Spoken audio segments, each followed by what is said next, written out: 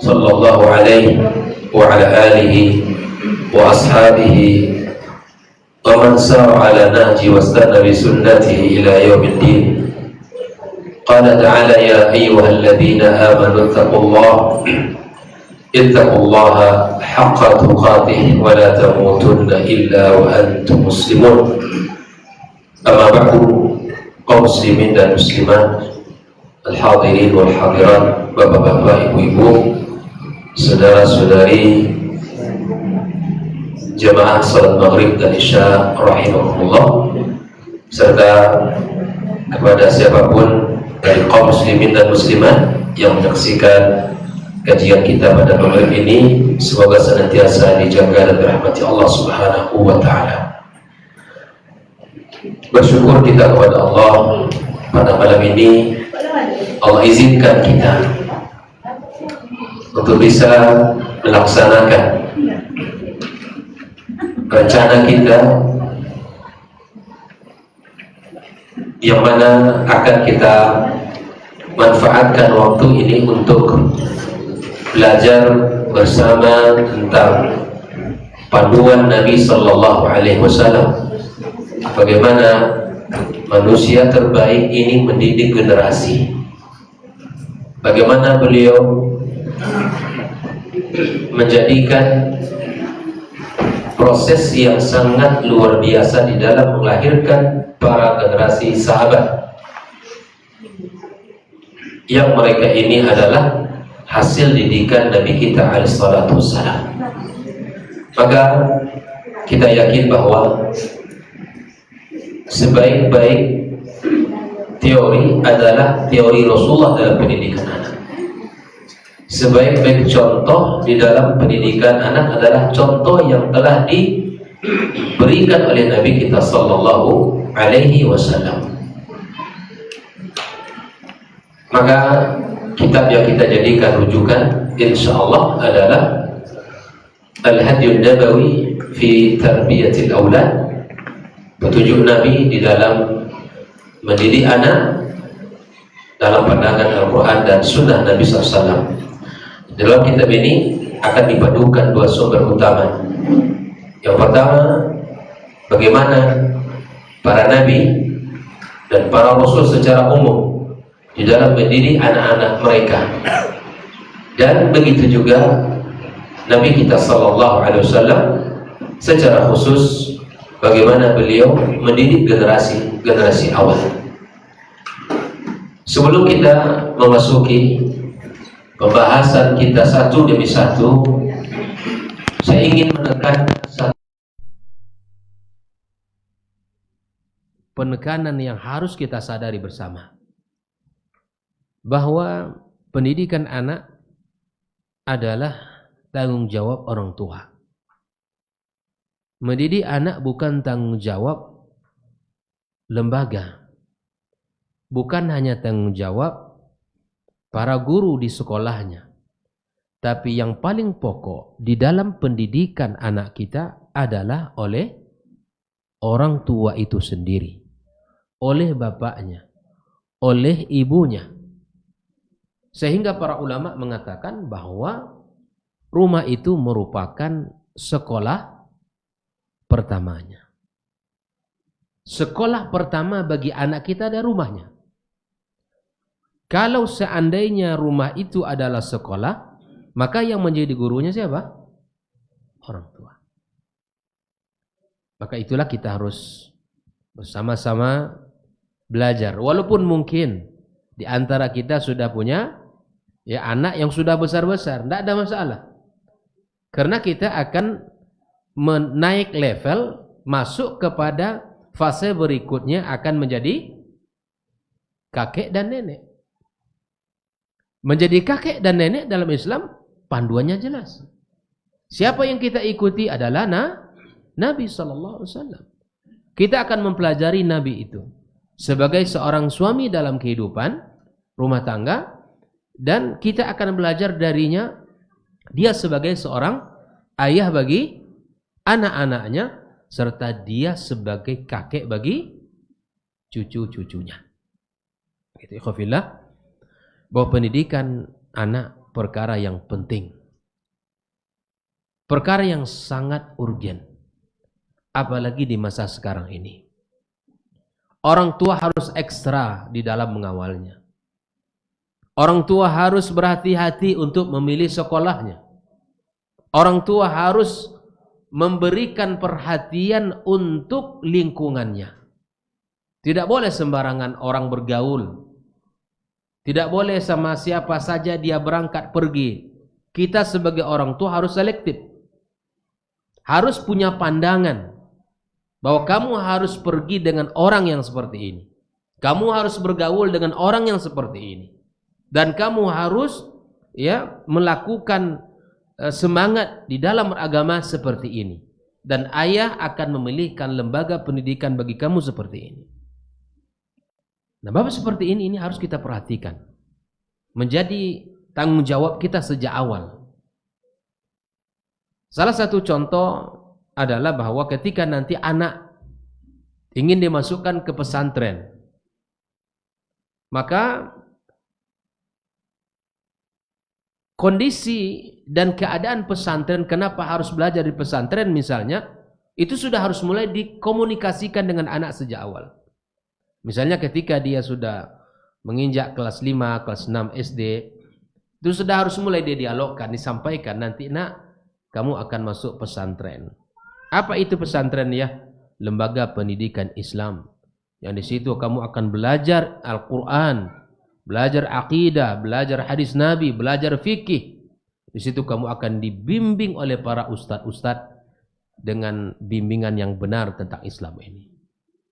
Tapi nanti kamu di sana tinggal bersama mereka, banyak kawan, dan akan pandai berinteraksi dan seterusnya. Nah, caranya dikomunikasikan. Kemudian mereka juga dibawa melihat beberapa pesantren-pesantren.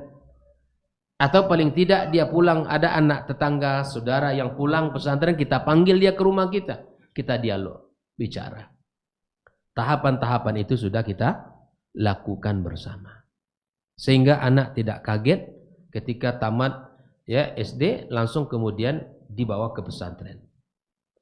Sebagian anak bisa terima, tapi sebagian lain melihat kondisi, apalagi tidak diajar anak itu untuk berpisah, untuk mandiri, dia sangat tergantung kepada orang tua, maka kemudian anak akan lari dari pesantren.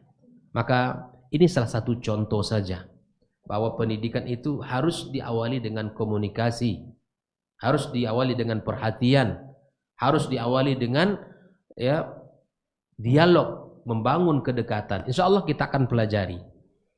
Kita masuk langsung kepada pembahasan pertama. Di dalam kitab ini dijelaskan yang pertama adalah ahamiyatu tarbiyatil aulad fil Islam. Pentingnya mendidik anak dalam Islam.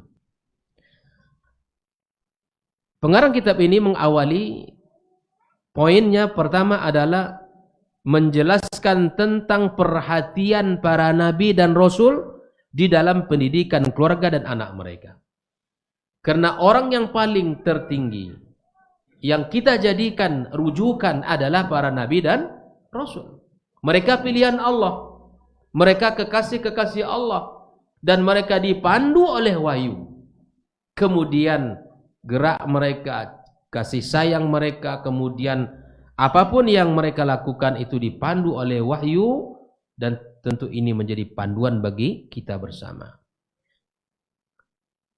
Contoh yang pertama yang dijadikan pembelajaran untuk kita di dalam perhatian para nabi dan rasul adalah kisah Nuh alaihi salam. Allah Subhanahu wa taala menceritakan kisah beliau ini di dalam surat Hud ayat 42 sampai 43. Kita tahu Nuh alaihi salam adalah seorang nabi yang Allah abadikan kisahnya dalam banyak ayat. Bahkan bukan hanya sekedar perjuangan dia. Yang paling menonjol di antara kisah yang diangkat tentang beliau ini tentang keluarga.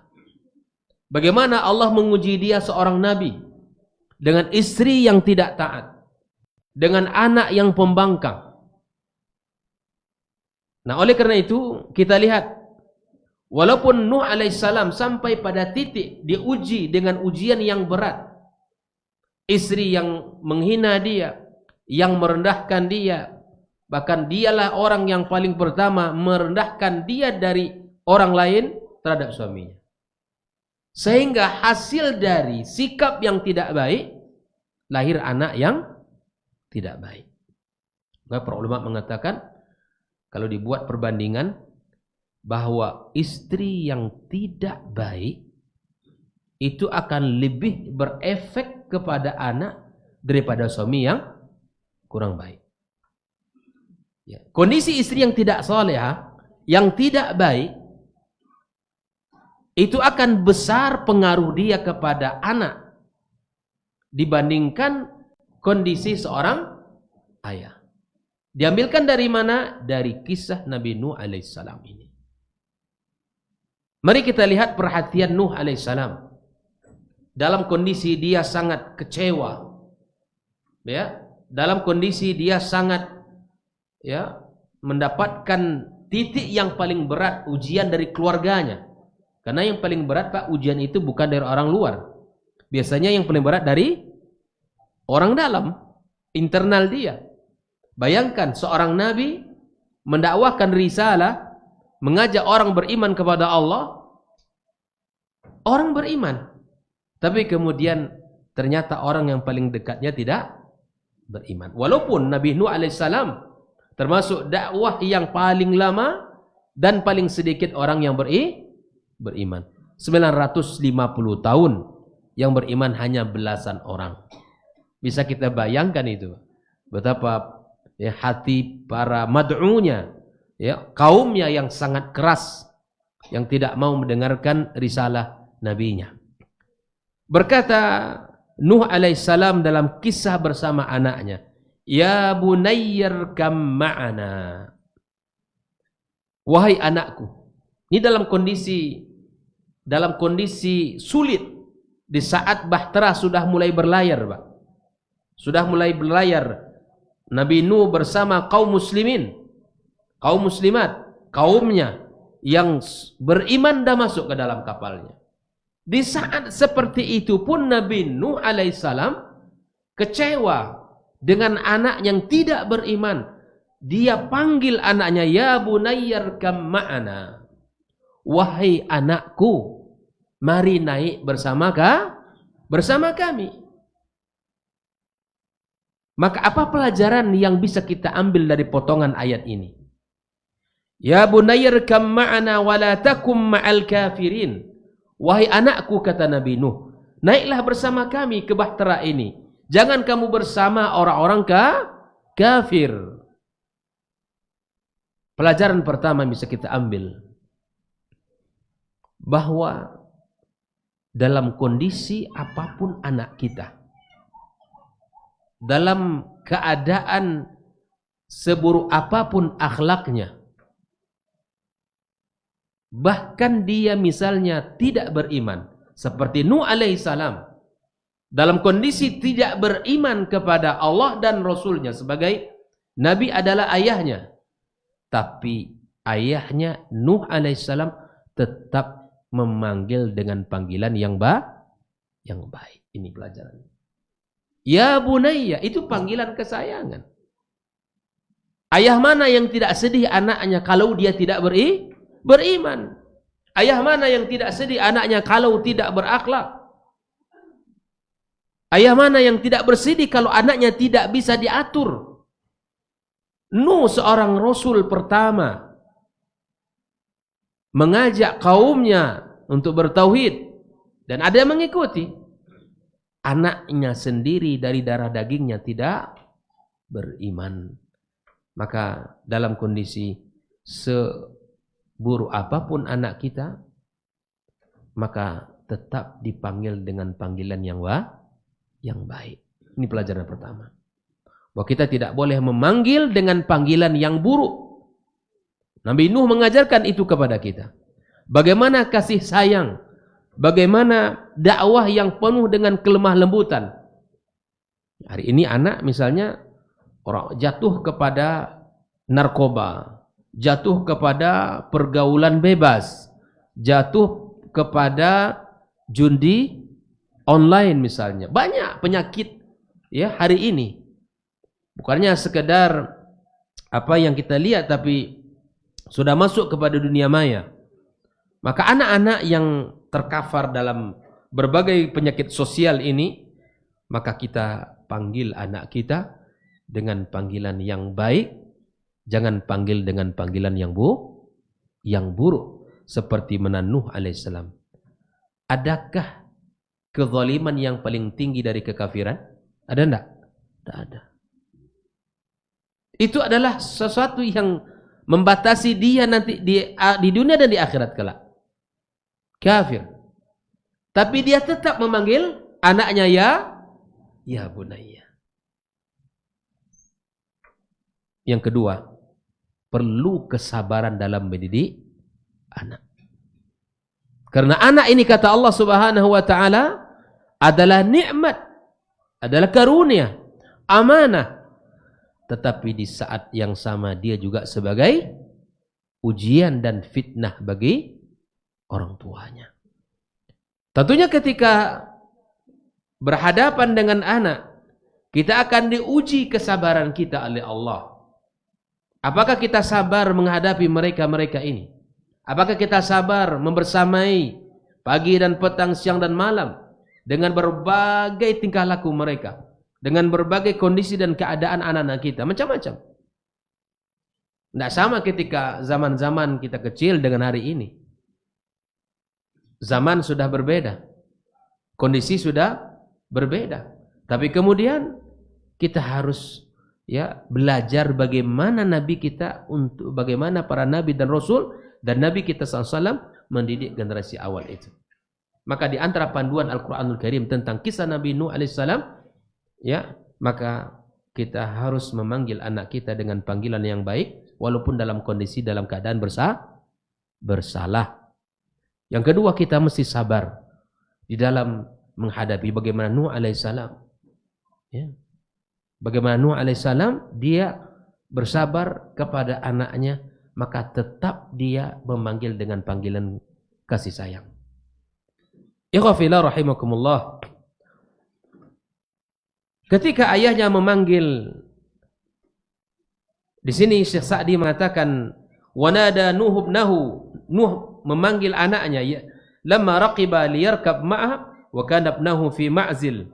Anaknya di dalam sebuah dalam kondisi yang mana tidak bersamanya, maka kemudian dia memanggil dengan panggilan tadi. Lalu kemudian anaknya berkata, qala, ini jawaban seorang anak walaupun ayahnya sudah memanggil dengan panggilan kasih sayang, tapi dia tetap menyanggah perkataan ayahnya dengan mengatakan sa'awi ila jabalin ya'simuni minal ma'. Wahai ayah, saya akan mencari perlindungan kepada bukit yang paling tinggi. Coba, ini adalah logika dia, yang mana dia ingin mencari keselamatan dari keadaan yang sangat sulit itu. Kata dia, saya akan manjat cari bukit yang paling tertinggi. Maka ayahnya berkata, qala la asimal yauma, tidak ada yang bisa menyelamatkan hari ini min amrillah, dari azab Allah azza dan perkara Allah azza wa jalla, illa man rahim, kecuali orang yang dirahmati Allah, wa hala bainahumal mawju fakana minal mughraqin. Tiba-tiba apa? Tiba-tiba ada gelombang besar. Gelombang besar yang menghalangi Nuh melihat anaknya tadi. Di sini para ulama pun berkata, kenapa tiba-tiba ada gelombang yang menghalangi pandangan Nabi Nuh alaihissalam? Di sini kata para ulama, inilah bentuk kasih sayang Allah kepada Nabi Nuh alaihissalam. Kenapa? Karena tidak akan ayah mana yang tidak sedih kalau anaknya tenggelam dan berada dalam siksaan Allah. Bayangkan. Allah hadirkan gelombang besar sehingga terhalang pandangan Nabi Nuh dan anaknya tenggelam. Bentuk kasih sayang Allah kepada Nabi Nuh alaihissalam, di mana Allah jaga hatinya, Allah jaga ya perasaannya, sehingga anaknya tenggelam, dia tidak bisa melihat dan tidak melihat bagaimana kondisi tenggelam. Baik. Maka ikhwan fillah rahimakumullah, di sini bahwa pelajaran-pelajaran yang bisa kita ambil dari kisah Nabi Nuh tentang perhatian dia dengan anaknya walaupun dalam kondisi terakhir itu, dalam kondisi yang sudah sangat sempit. Pilihan tidak ada lagi. Kalau dia beriman selamat, kalau tidak beriman tenggelam. Apakah Nuh putus asa? Tidak, Nuh tidak putus asa. Dia tetap bersabar. Dia tetap menggunakan kesempatan itu untuk mendakwakan anaknya. Nuh tetap menyampaikan, dan itulah nasihat yang mahal untuk kita. Kalau anak misalnya sudah yang terserawang leyong, sudah diingatkan 2-3 kali, jangan kita merasa berputus asa. Tidak boleh kita berputus asa, karena rahmat Allah sangat luas. Allah yang menguasai hati masing-masing hambanya. Kita memang tidak mampu untuk memaksa dia. Kita tidak bisa untuk mengkondisikan hatinya, karena hatinya bukan di tangan kita. Hati anak kita di tangan Allah Subhanahu wa taala. Maka minta kepada zat yang mengendalikan hatinya. Jangan pernah putus asa kepada siapapun, kepada orang tua dimanapun berada. Maka ketika dihadapkan dengan kondisi dia tidak rida dengan keadaan dan sikap anaknya, maka segera mengadu kepada Allah Subhanahu wa taala.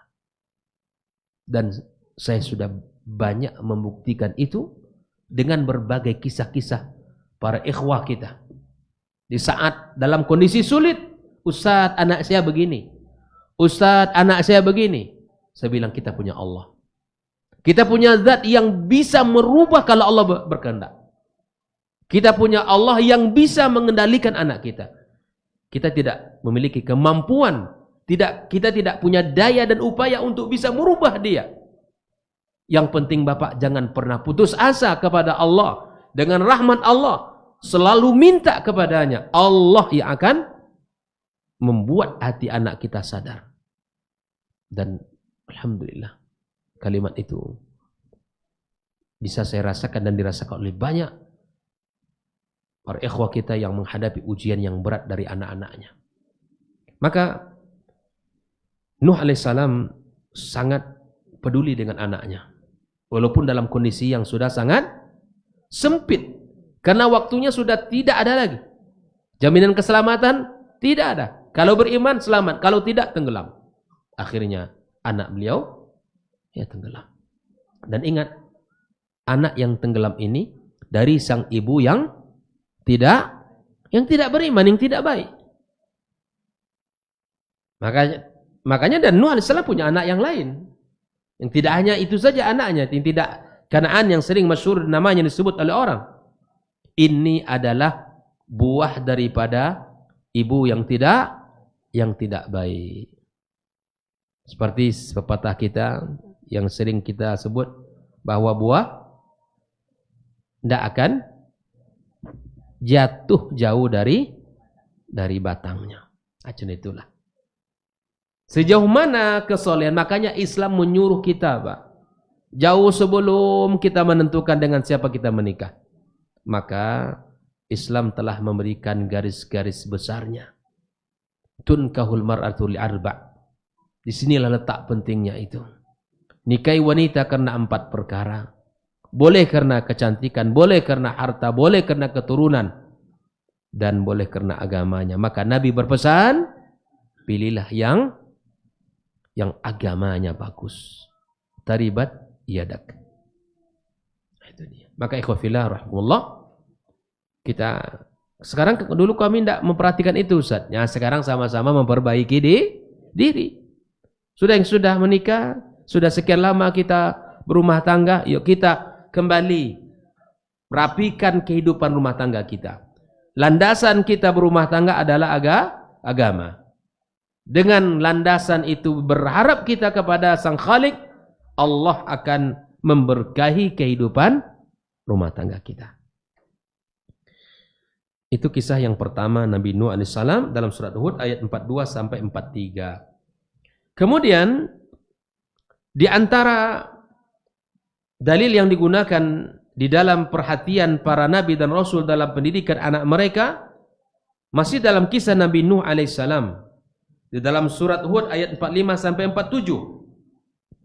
Wanada Nuhu rabbahu, Nuh berdoa kepada Rabbnya, faqala rabbi, dia berkata, wahai Rabbku, inna ibni min ahli, sesungguhnya anakku adalah keluargaku. Bayangkan, ini bentuk kasih sayangnya, bentuk perhatiannya. Dia berkata kepada Allah, wahai Rabbku, anakku adalah keluargaku. Nabi Nuh mendekatkan kasih sayang Allah dengan menyebutkan keluarganya, bahwa anak saya adalah keluarga saya. Wa inna wa'dakal haqq wa anta ahkamul hakimin, dan sesungguhnya janjimu adalah benar dan engkau adalah hakim yang maha bijak. Ibarat bahasa kita bahwa Nuh mengingatkan bahwa ini keluarga saya, tolong selamatkan. Padahal Nuh tahu itu. Maka lihat, Nuh alaihissalam ditegur oleh Allah tabaraka wa ta'ala. Nuh ketika dia mengatakan ini anak saya, ini keluarga saya, qala ya Nuh, Allah berkata kepada Nuh alaihissalam, innahu laisa min ahlika, dia bukan dari golongan keluargamu, walaupun dia anakmu dari darah dagingmu, tapi dia tidak beriman, bukan keluargamu. Jelas itu? Makanya batasan kita dengan keluarga kita adalah akidah ini. Kalau dia sama-sama beriman, Masya Allah, itu keluarga kita. Makanya orang yang murtad dari satu keluarga ketika ada warisan dibagi, dapat apa tidak? Dapat? Tidak dapat. Karena bukan lagi menjadi keluarganya, sudah terpotong hak dia. Putus hubungannya. Innahu laisa min ahli, kata Allah, bukan dia keluarga kamu lagi. Dia bukan lagi bagian dari keluargamu. Innahu amalun ghairu salih, dia adalah amal yang tidak baik, karena dia tidak beriman. Maka Nuh ditegur oleh Allah ya dalam ayat ini. Innahu laisa min ahlik, wahai Nuh, dia bukan keluarga kamu. Fala tas'alni ma laisa laka bihi ilmun, jangan engkau minta kepadaku, kata Allah, pada sesuatu yang kamu tidak tahu ilmunya. Nah, ini kan teguran ini.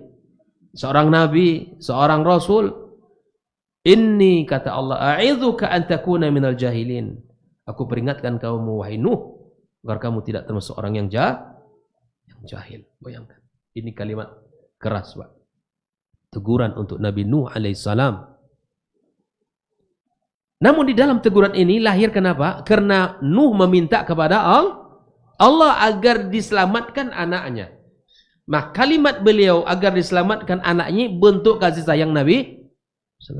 Karena tidak ada orang tua yang rela anaknya sengsara, Pak. Terkadang anak yang tidak mau mengerti.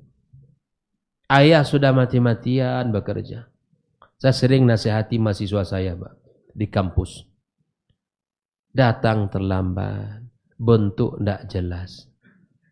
Ke kelas itu seharusnya rapi, ya kan? Semangat, mata itu terbuka, ya kan? Ini masuk kelas sudah terlambat, baju yang tidak terurus, duduk mau yang paling belakang, rambut acak-acakan. Saya bilang, kamu mau kuliah apa enggak? Mau kuliah, Ustaz. Kalau kuliah, tunjukkan diri kamu itu mau kuliah. Kalau tidak mau kuliah dan tidak rasa tertarik dunia kuliah, maka kasih nomor orang tua kamu, saya telepon bapak kamu. Kalau tidak, pulang kampung saja, cari pekerjaan di kampung, atau bantu orang tuanya di kampung, ambil parang, ambil Ya, apa saja yang bisa membantu orang tua, itu lebih afdal. Karena kamu nanti di sini dikira oleh orang tua kamu belajar sungguh-sungguh, ya, kamu datang ke kuliah, tapi kamu seperti ini modelnya. Kamu mengkhianati orang tua kamu. Ya, belum uang belanja diminta per bulan, uang kuliah per semester harus dibayar, belum lagi uang pulsa, uang internet, dan segala macam. Tapi kamu di sini yang tidak jelas tujuannya, dan itu banyak. Tapi yang sungguh-sungguh pun lebih banyak. Artinya ada beberapa kasus seperti itu. Sebenarnya kalau kamu rasanya tidak bisa kuliah, sudah pulang. Bantu orang tua di kampung. Orang tua kamu sudah mati-matian bekerja, mencari uang. Pergi pagi pulang petang. Gak tahu panas, gak tahu hujan. Saya bilang, orang tua kamu. Saya tanya, apa kerja orang tua kamu? Petani. Di mana? Di kampung, Pak. Ya subhanallah. Demi anaknya tetap bisa kuliah, dia bekerja. Tapi kamu tak sadar dengan pengorbanan orang tuamu. Maka di sini Nabi Nuh alaihissalam, bagaimana hatinya hancur, ya? Bagaimana hatinya tidak sedih ketika anaknya akan menghadapi azab Allah Subhanahu wa taala. Maka Nuh alaihissalam berdoa meminta kepada Allah azza wajalla. Qala rabbi inni a'udzu bika an as'alaka ma laisa li bihi ilm. Setelah ditegur oleh Allah, baru dia katakan, wahai Rabbku, aku berlindung kepada engkau, ya, meminta sesuatu yang aku tidak ketahui ilmunya. Wa illa taghfirli wa tarhamni akum minal khasirin. Jika engkau tidak ampunkan aku dan tidak rahmati aku, maka aku termasuk orang-orang yang merugi. Jelas di sini ikhwan fillah. Inilah kisah Nabi Nuh alaihissalam, di mana Nabi Nuh alaihissalam, ya, sangat perhatian kepada anaknya, walaupun pada kondisi yang paling sempit, paling terakhir, untuk bisa dia meminta pertolongan kepada Allah untuk anaknya, dia lakukan itu. Bentuk kasih sayang. Dia tidak putus asa. Dia tidak berhenti untuk meminta kepada Yang Maha Kuasa untuk menyelamatkan anaknya. Makanya ikhwah fillah, jangan sekali-kali mendoakan yang tidak baik kepada anak kita. Seburuk apapun keadaannya, tolong jaga lisan. Dalam kondisi yang paling mengecewakan kita dalam sikap anak kita sekalipun, tolong jaga lisan kita. Karena Nabi SAW berpesan, ya, la tad'u ala anfusikum wala ala auladikum. Jangan kalian doakan keburukan untuk diri kalian, dan jangan kalian doakan keburukan untuk anak kalian. Apalagi para bunda, para ummahat yang doanya sangat mustajab di sisi Allah Subhanahu wa taala. Maka doakan kebaikan. Doakan kebaikan untuknya. Dan sangat banyak kisah-kisah itu dalam sejarah Islam. Ya. Di antara kisah, ya, yang paling masyhur disebutkan oleh para ulama ahli siyar adalah tentang kisah Juraij, ya. Seorang abid, ya, yang abid ketika itu, ya, dalam sebuah riwayat dikisahkan tentangnya bahwa dia seorang ahli ibadah, taatnya bukan main, bahkan selalu hari-harinya di dalam tempat ibadahnya. Di saat itu sang ibu dipanggil sampai berapa kali, Juraij bukan tidak dengar dan bukan tidak mau untuk mendatangi panggilan itu, bukan, tetapi dia dalam keadaan salat. Dia beristiad, panggilan ibuku atau salat. Ibuku adalah manusia, yang kuhadapi adalah Allah dalam ibadahku. Dia lupa. Dia dalam ibadah salat sunnahnya. Lalu istihadnya, ia melanjutkan salat dan mengabaikan panggilan ibunya. Sehingga ibunya mendoakan, ya Allah, jangan engkau cabut nyawanya sebelum engkau uji dia dengan ujian yang berat. Dan kemudian Allah Azza wa Jalla mengabulkan doanya, sehingga dia dituduh melakukan zina, di mana seorang wanita yang mengaku dihamili oleh beliau datang kepada hakim. Kemudian hakim memanggilnya, bahkan tempat ibadah pun yang sudah dihancurkan. Jureid Abid tadi sudah merasa bahwa dia berjalan di hadapan wanita-wanita yang tidak baik, dan kemudian dia panggil, wahai hakim, izinkan saya untuk memanggil anak ini dan bicara kepadanya dengan izin Allah. Di saat Jureid mengatakan, siapa ayah kamu? Maka anak kecil itu bicara, mengizinkan, ya, Allah izinkan dia bicara.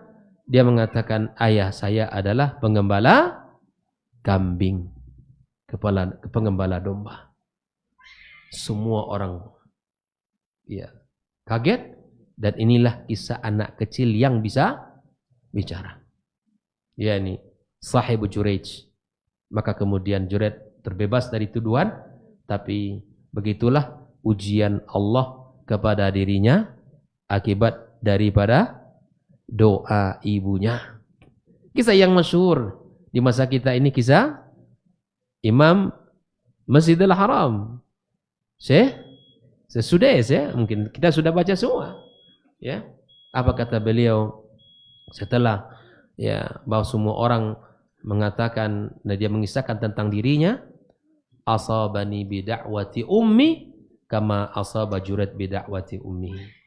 Aku ini, ya, mendapatkan kebaikan akibat doa ibu saya, sebagaimana Jureid juga mendapatkan ujian doa dari ibunya.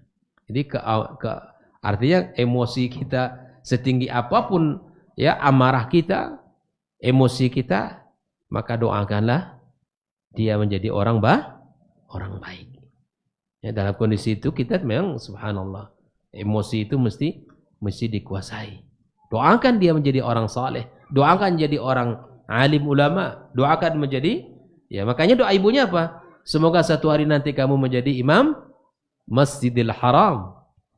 Ya, dalam kisahnya dia juga tidak, ya, biasalah nakal-nakal anak kecil, ya, sedang di halaqah bercanda, sedang di halaqah tahfidz dia main-main. Nah, inilah, maka kemudian sang ibu mendoakan kebaikan untuk beliau. Maka ikhwah fillah rahimakumullah, disinilah kita memahami para anbiya sangat perhatian terhadap pendidikan keluarga dan anak mereka. Sudah kita sampaikan bagaimana Nabi Nuh alaihissalam, bagaimana dia mendoakan, meminta perlindungan kepada Allah walaupun dalam kondisi sulit dan sempit. Sudah matu. Kita dengarkan azan.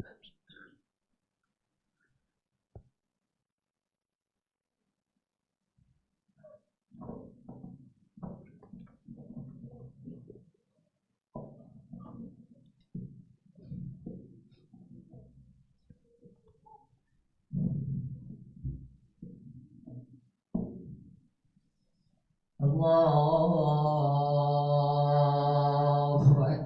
Allahu Akbar, Allahu Akbar, Allahu Akbar.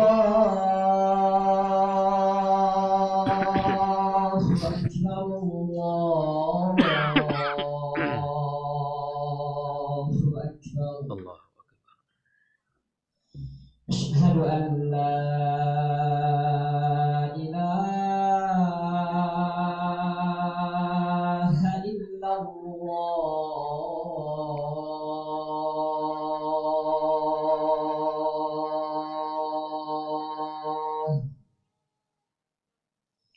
Asyhadu an la ilaha illallah.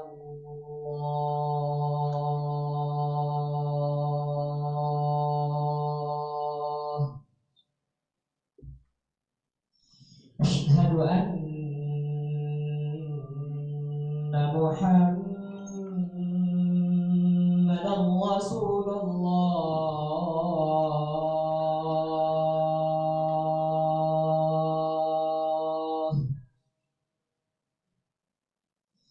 Asyhadu anna Muhammadan Rasulullah.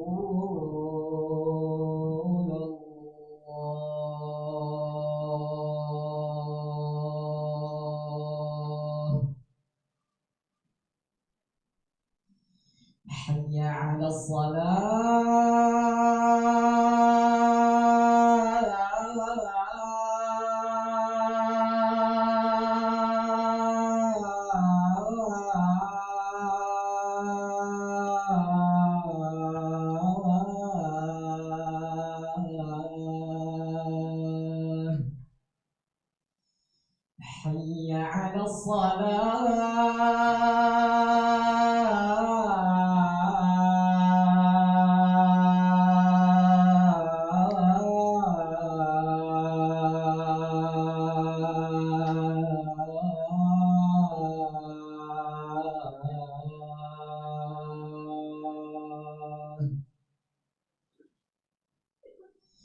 حي على الفلاح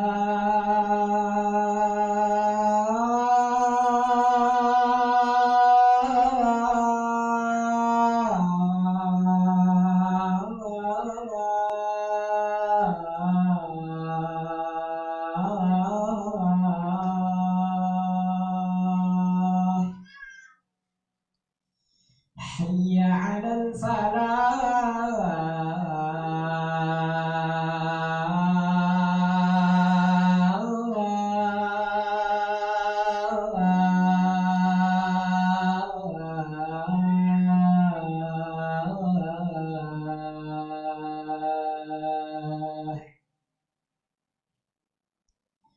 الله أكبر الله أكبر لا إله إلا الله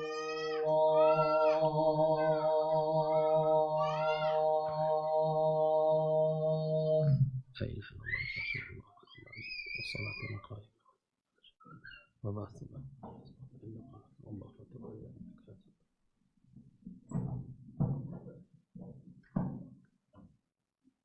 Bismillahirrahmanirrahim. Kita lanjutkan ikhwah fillah rahimakumullah. Maka pada poin pertama, perhatian para nabi dan rasul dalam pendidikan keluarga dan anak diangkat oleh pengarang kitab ini tentang perhatian Nuh alaihissalam. Kita masuk kepada nabi yang kedua yang dijadikan contoh dalam perhatian dalam mendidik anak adalah kisah Nabi Ibrahim alaihissalam.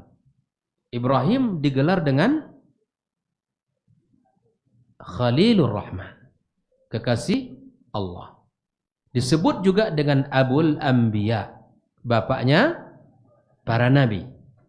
Bagaimana Ibrahim alaihissalam dikisahkan Allah di dalam surat Al-Baqarah 124. Allah Subhanahu wa taala mengatakan, "Wa idzibtala Ibrahim rabbuhu bikalimatin."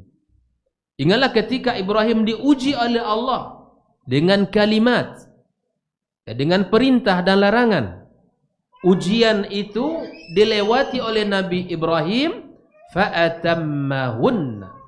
Ujiannya lulus dengan sempurna.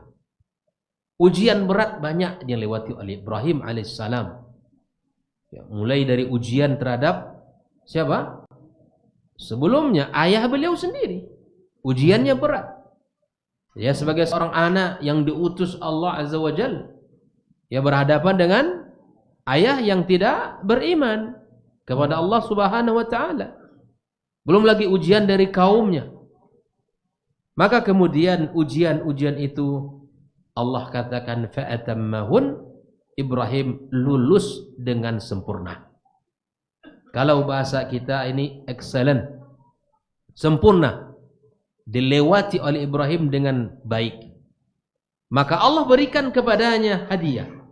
Qala inni ja'iluka linnasi imama. Ya Ibrahim, kujadikan engkau pemimpin bagi manusia, kata Allah. Ketika Allah memberikan tawaran itu kepada Ibrahim, lalu Ibrahim berkata, qala wa min dzurriyyati. Kalau demikian, maka jadikan anak keturunanku juga pemimpin. Maka kemudian Allah mengatakan qala la yanalu ahadil zalimin, maka yang zalim tidak akan memperoleh janjiku. Mari kita lihat, apakah Ibrahim alaihissalam mendapatkan apa yang ia minta kepada Allah? Mari kita ambil pelajaran dari ayat yang Allah sebutkan ini. Yang pertama, bahwa seseorang pasti akan melewati ujian dalam hidup ini. Tidak ada orang yang lepas dari ujian. Selama kehidupan ini ada, selama kita berada di dunia, maka ujian pasti ada.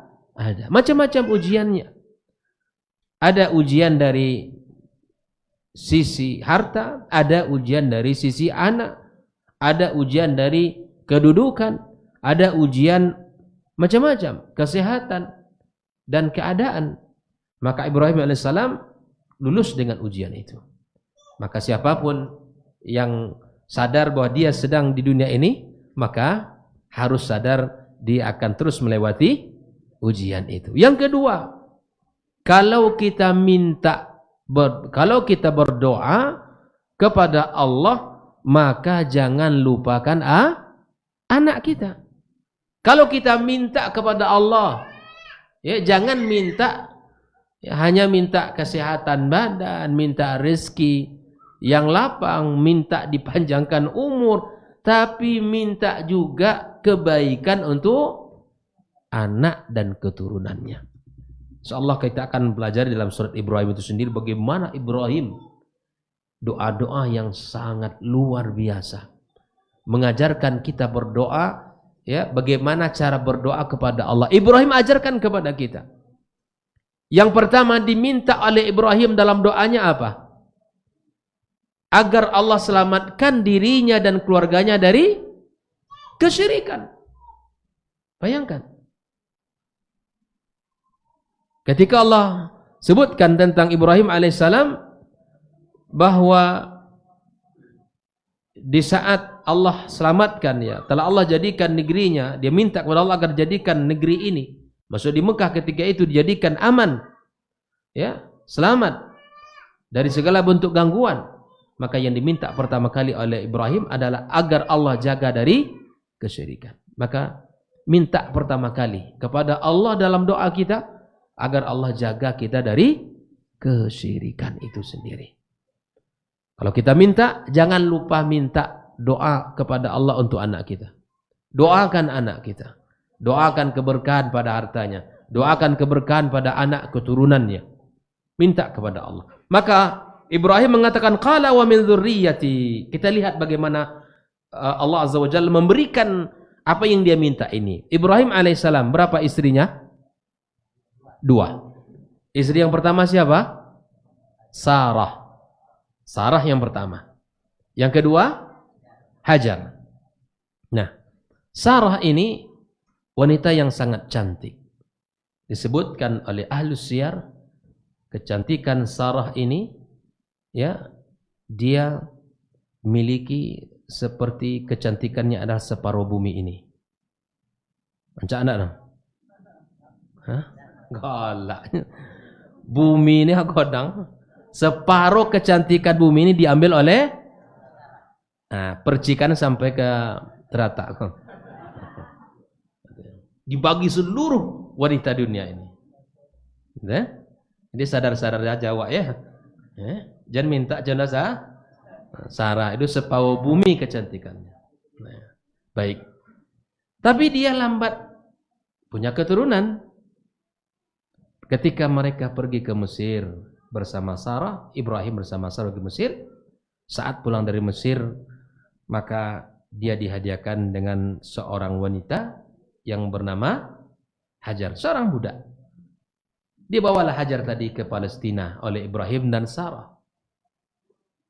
Setiba di Palestina, Sarah wanita yang baik, taat, budak yang berakhlak, maka Sarah mengatakan kepada Ibrahim, wahai Ibrahim, nikahilah Hajar olehmu.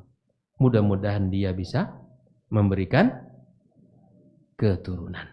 Bayangkan Yang menyuruh nikah siapa? Bini pertama. Ada macam itu kah?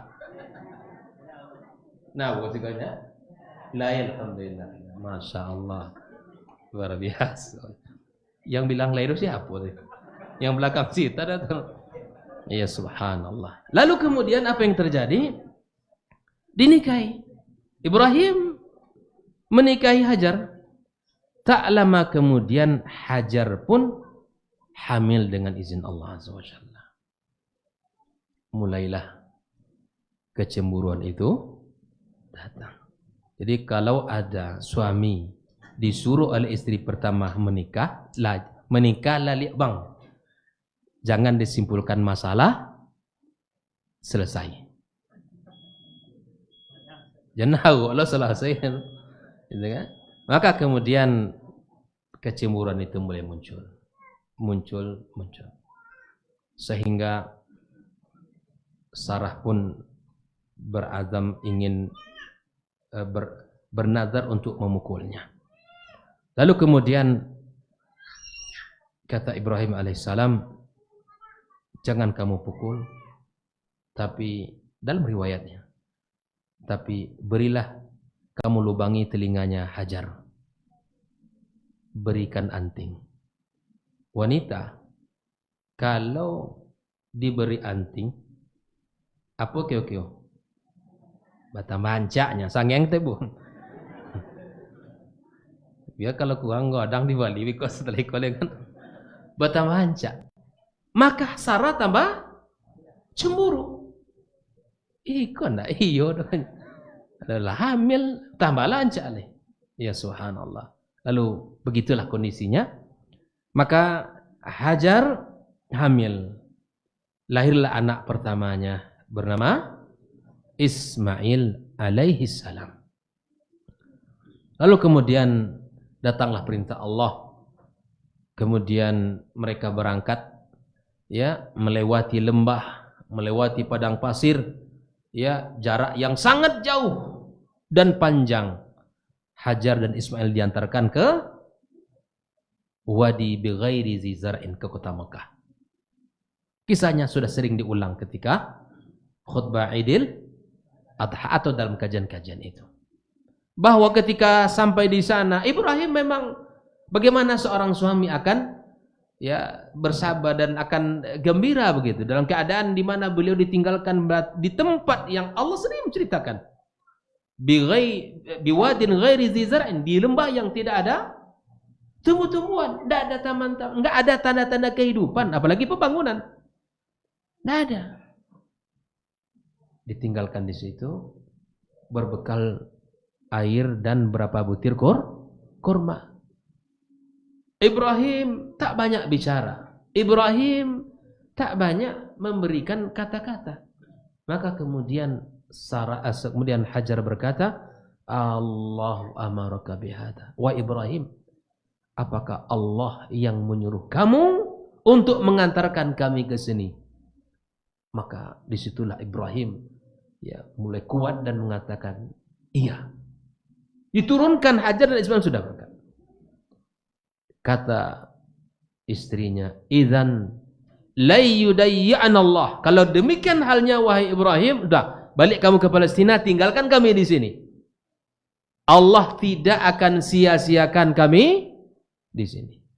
Ini tauhid, ini keyakinan, ini adalah akidah yang membuat dia kuat di sana. Ini kalau diantarkan rumah, jarang-jarang baru rumah. Abang kompe oma di tompek pembuangan jin. Sedangkan Hajar dengan Ismail saja sudah tidak ada. Tidak masalah itu. Kuatkan, kita punya Allah. Enggak akan ada yang bisa menyayangi kita dan menzalimi kita kalau Allah tidak berkehendak. Baik. Singkat cerita, dari Hajar maka lahirlah Ismail. Sampailah garis keturunannya Nabi kita Muhammad sallallahu alaihi wasallam. Baik, kita beralih ke istri pertamanya Sarah. Dari Sarah lahir Ishak. Ishak dengan Ismail, ya, ini tidak jauh bedanya. Tapi lebih tua Ismail daripada Ishak.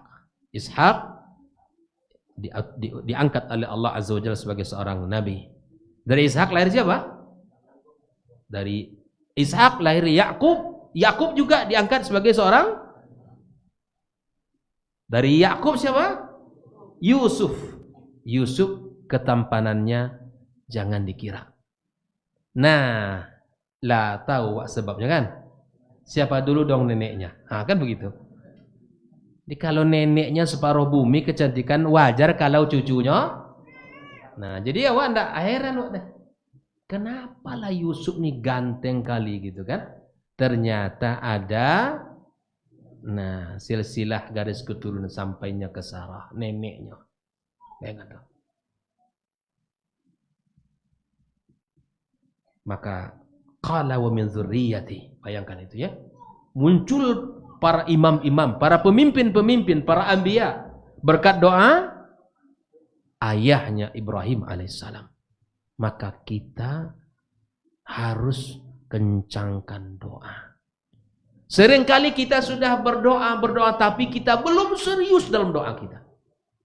Belum betul-betul, belum hati kita khusyuk di dalam berdoa untuk anak kita. Seringkali kita udah berdoa, tapi sambil hati kita sedang lalai, tidak khusyuk, Allah tidak menerima doa dari seorang hamba hati yang lalai. Ya bunda, saya yakin kalau kita serius dalam berdoa kepada Allah, Allah akan perbaiki anak-anak kita. Allah akan berikan penjagaan kepada mereka, dan Allah akan berikan keinginan kita dengan doa-doa kita ini. Maka seriuslah kita dalam berdoa, karena itu adalah senjata orang beriman. Apalagi itu adalah kekuatan bagi seorang ibu kepada anaknya adalah doa. Silah, senjatanya. Gunakan senjata itu dengan baik. Gunakan senjata itu dengan maksimal. Kita punya kesempatan untuk bisa mendapatkan kebaikan di sisi Allah Subhanahu wa taala. Maka terbukti di sini doa Nabi Ibrahim alaihissalam terhadap anaknya, dia minta kepada Allah, ya qala wa min dzurriyyati. Wahai Rabbku adalah keturunanku. Di sini dijelaskan bahwa qala wa min dzurriyyati li ta'lu darajatuhu wa darajata dzurriyyah. Nah, agar Allah angkat derajatnya dan derajat anak keturunannya. Wa hadza aidan min imamati, dan ini bukti kepemimpinan. Wa nasuhu li ibadillah wa mahabatuhu an yakthura fihimul mursyidun. Falillahi azamatu hadzal himamil aliyah wal maqamatis samiyah. Maka ini harus kita kencangkan, kita kuatkan, kita tingkatkan semangat kita di dalam sujud-sujud kita. Para ummahat, para bunda, lamakan sujudnya, minta kepada Allah, ya, di sepertiga malam minta kepada Allah, bangun, doakan anak kita, doakan agar dia menjadi orang yang baik, yang bermanfaat bagi orang, bagi masyarakat, bagi agama dan bangsa ini. Doakan, karena itulah senjata kita. Gunakan senjata itu sebaik-baiknya. Nah, maka kemudian Allah Azza wa Jalla mengabulkan permintaan Ibrahim alaihissalam, dan kemudian Allah mensyaratkan, ya, yang tidak mendapatkan adalah orang-orang yang zalim, ya, yang tidak beriman. Maka ikhwan fillah rahimakumullah,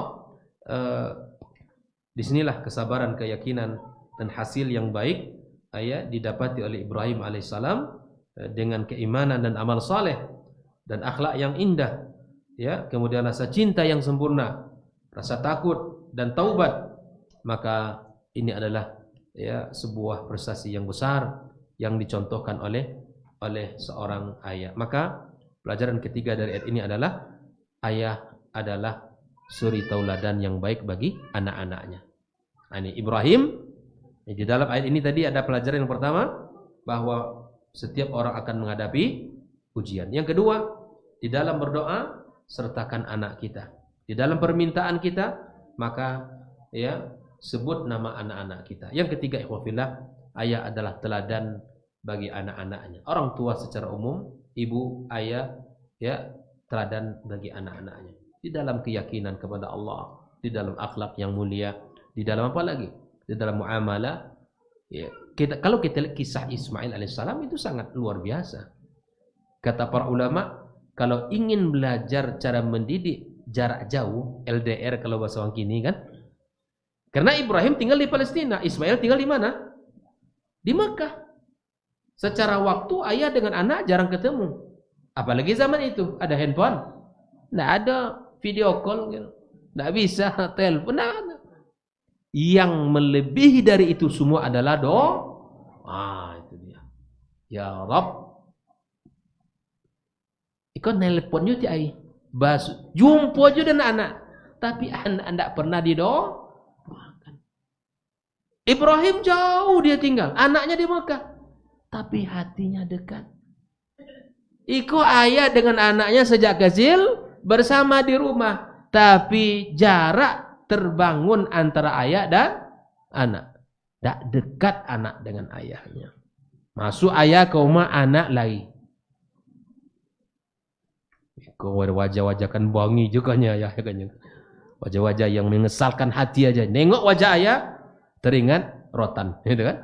Nengok wajah ayah teringat tangan yang melayang. Penuh dengan kasih sayang. Ibrahim, bukti Ibrahim dekat dengan Ismail, contoh. Ketika Ismail sudah dewasa, Ismail menikah. Ismail menikah, ya, makanya Ibrahim dikisahkan hanya 3 kali ketemu dengan anaknya. Ketika pertama kali adalah di saat dia mengantar, menikah, dan perintah untuk menyembelih. Di saat setelah Ismail menikah, Ibrahim datang. Ketika itu Ibrahim tidak berjumpa dengan anaknya Ismail. Ya, kalau zaman kini bisa telepon, mana bang, kok ayah datang. Ibrahim bertemu dengan seorang wanita, ya, dan itu ternyata memang istri Ismail. Bercerita panjang tentang Ismail, menceritakan kekurangan-kekurangan suami. Kok jadi contoh? Datang mertua ke rumah, suaminya habis dipelasarinya. Ini jula suaminya, gini jula suaminya. Ismail. Ketika itu istrinya menceritakan tentang aibnya Ismail, tentang kekurangan beliau kepada laki-laki tadi. Ibrahim juga tidak banyak bicara dan tidak banyak kata-kata. Setelah selesai, Ibrahim keluar, kemudian membalik palang pintu. Kalau zaman dulu kan palang pintu ya, cak kuncinya. Dibalik palang pintu. Ibrahim pergi, Ismail tiba ke rumah. Tadi diceritakan, wahai abang, tadi ada orangnya begini, datang ke rumah. Mana dia? Dia sudah pergi. Itu adalah ayah saya. Apa pesan ayah saya? Ayahnya tidak ada berpesan apa-apa. Hanya satu sikap yang dia tunjukkan. Apa? Membalik palang pintu. Oh, kalau begini kata Ismail, ayah saya tidak ridho dengan istri saya. Bayangkan, ini dialog tingkat tinggi ini. Ini hakikat ma'rifat nampaknya kan. Pahamnya dengan tengok itu. Tidak disampaikan. Gitu kan. Tahu dia hakikatnya nih. Apa maksudnya. Bayangkan itu. Ini kalau orang sufi itu lain pula artinya nih. Maka kemudian Ismail mengatakan bahwa ini pesan ayah saya. Dia tidak ridho dengan ini. Diceraikan sama Ismail AS. Makanya kata para ulama tentang masalah rumah tangga itu memang tidak boleh terlalu mudah ya untuk diumbar keluar, baik istri maupun suami. Bahkan yang paling terlarang, bahkan dalam yang paling terlarang adalah urusan yang paling terlarang untuk kita bicarakan adalah urusan ranjang, haram. Bahkan termasuk orang yang paling besar azabnya dari kiamat kelak, menceritakan apa yang terjadi dengan keluarganya, dengan istrinya. Tidak boleh diceritakan kepada orang lain. Maka ketika terjadi masalah, selesaikan dengan baik dan bijak berdua. Kalau tidak bisa terselesaikan, Islam mengajarkan, ya kan? Mengajarkan untuk menghadirkan hakim dari pihak laki-laki dan hakim dari pihak perempuan. Yang disuruh kalau terjadi percekcokan, yang disuruh itu apa? Hakim. Tahu hakim, Mbak? Hakim itu sifatnya, di antara sifatnya adalah berilmu. Ditunjuk orang paling bijak di keluarga perempuan dan yang paling bijak di keluarga, bertemulah mereka. Iyurida islahan yuwaffiqillahu bainahuma. Kalau memang ingin islah, Allah akan berikan taufik. Ini yang terjadi kan tidak hakim, tapi hukama, para hakim. Dua keluarga besar yang badu membuat pertemuan untuk mendamaikan antara anak kemenakannya. Kau yang dewan dibawa juga, yang polisi dibawa juga, yang tentara dibawa juga, evaluasi dan bisa meminta kepada Allah Subhanahu. Maka ini bukti bahwa Ismail dekat dengan ayahnya, ya, Ibrahim alaihissalam dekat sekali dengan ayahnya. Maka ikhwafillah, kedekatan harus dibangun. Ini juga pelajaran mahal bagi kita, di samping perhatian terhadap anak, membangun kedekatan. Caranya bagaimana? Berikan waktu yang maksimal kepada keluarga. Kalau di Pekanbaru misalnya seorang sahabat, ya, ketika ditegur oleh Nabi SAW, ya, ketika dia merasa bangga, saya punya anak 10 orang, ini Aqra. Rasulullah, saya punya anak 10 orang. Tapi satu pun tidak pernah saya cium. Dengan maka Nabi SAW tegur. Kata Nabi SAW kepada dia, man la yarham la yurham. Yang tidak pandai berkasih sayang dan tidak akan disayangi. Bentuk kasih sayang kita kepada anak adalah kita cium. Hatta anak gadis kita pun tidak ada masalah. Karena hukum asalnya boleh. Udah kuliah dia, udah berumur, ya Allah, anak gadis saya, anak gadis Abi, cium, tidak ada masalah. Kena boleh, hukum asalnya seorang ayah mencium anaknya, walaupun sudah gadis, bahkan mungkin sudah mau menikah, nggak ada masalah. Jangan ya ragu dalam bab itu. Ya subhanallah. Maka Nabi tegur ini Aqra yang punya. Sehingga apa? Umar bin Khattab radhiyallahu taala, lihat Umar. Ketika ada salah seorang dari Bani Aslam akan diangkat oleh beliau menjadi seorang pemimpin, sebelum diangkat, tentu kalau bahasa kita dites dulu, tengok dulu nih pribadian orang. Ya kan? Maka dia melihat Umar main dengan anaknya. Dia kaget. Karena bayangan orang kalau Umar itu pasti tegas, ya, nggak mungkin dia selembut dan bisa bermain dengan anak-anak. Apa kata? Wahai Amirul Mukminin, engkau bermain dengan anak-anak? Nah, kalimat ini membuat Umar bin Khattab ya, langsung mengatakan, apa engkau tidak punya anak-anak? Ya saya punya, tapi saya tidak seperti ini. Pulang, kata dia. Nggak jadi dilantik kamu menjadi pemimpin. Kenapa?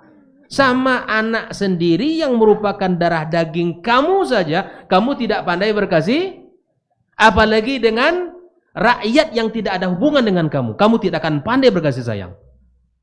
Nah, tengoklah nanti di kampung kau. Ya kan? Siapa yang baik sama keluarganya, pilih besok. Karena itu salah satu tanda keberhasilan dia jadi pemimpin. Dekat dengan istrinya, dengan anaknya, akrab, rumah tangganya terbangun dengan baik. Maka kita pilih dia, berharap menjadi pemimpin yang baik. Cukup ya? Alah? Allah. Malam banau nanti. Tak boleh dia habis ada. Ikhwafillah rahimahullah. Maka Ibrahim alaihissalam sebagai teladan bagi kita di dalam mendidik anak. Dan pelajaran ketiga apa tadi? Membangun kedekatan hubungan antara ayah dengan anak. Nah, kita lanjutkan berapa menit nih? Baik, kita lanjutkan kisah karena ada kaitan kisah ini ya. Satu ayat ini masih dalam Ibrahim alaihissalam. Lanjut enggak? Kok lain cenderung enggak ada respon. Kalau panjang kok Ustaz. Baik, kita lanjutkan satu ayat ini, kita ambil pelajarannya.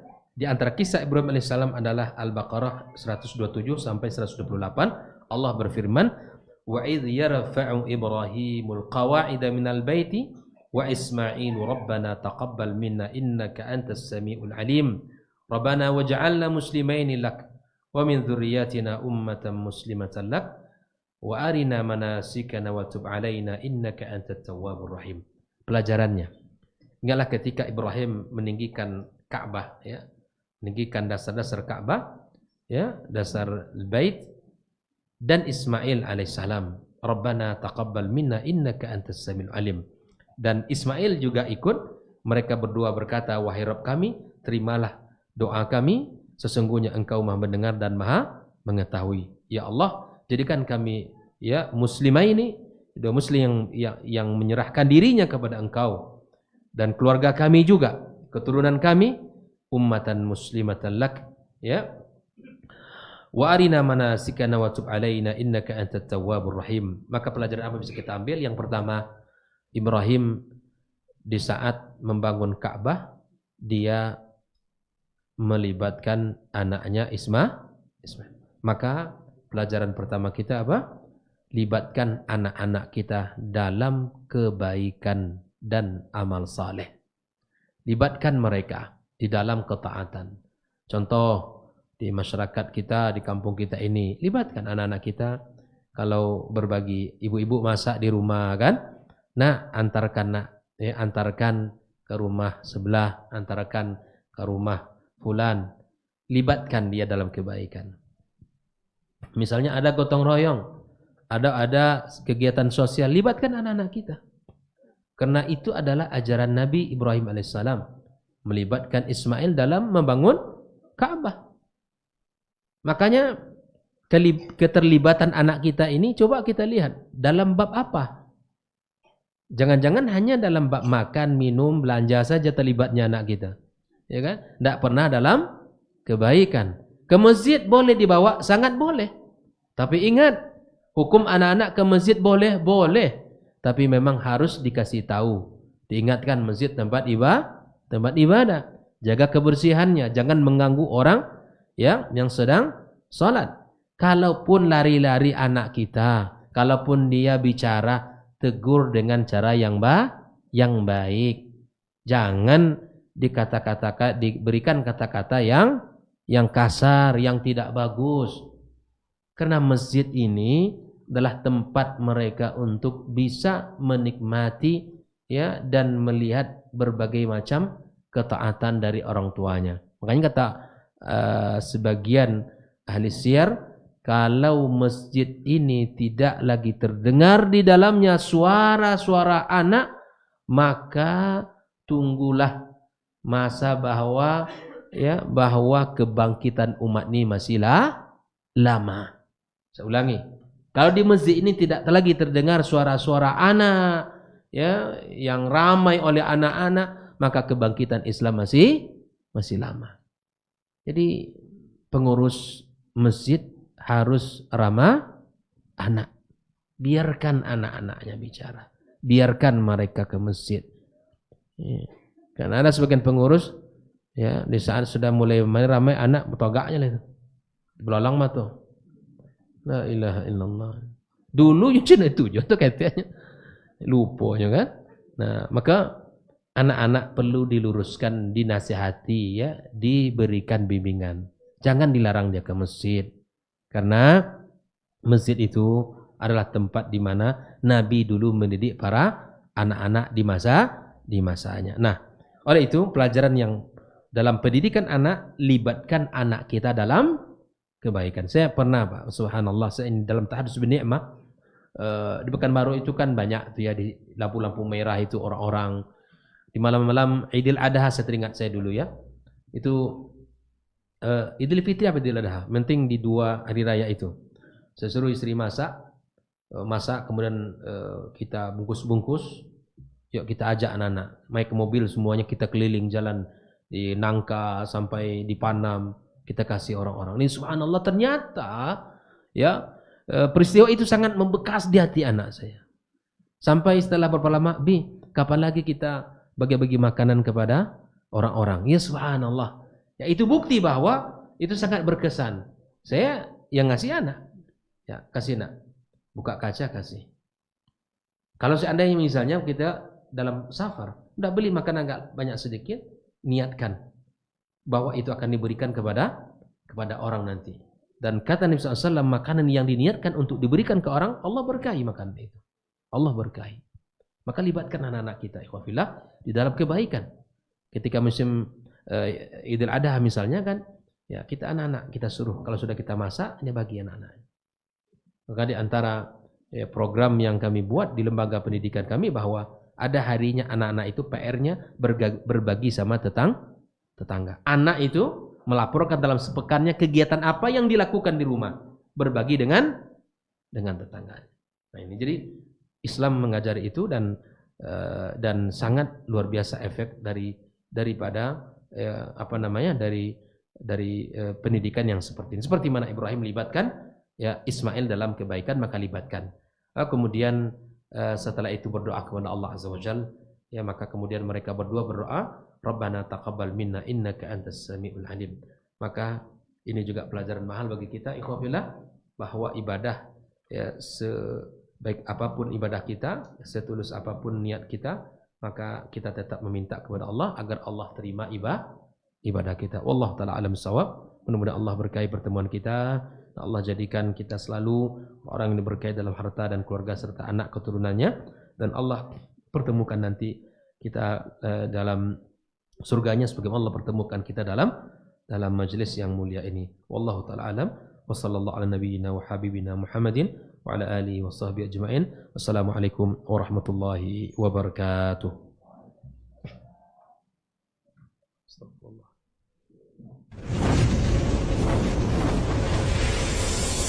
Baba TV Sunnah, belajar agama baru alim.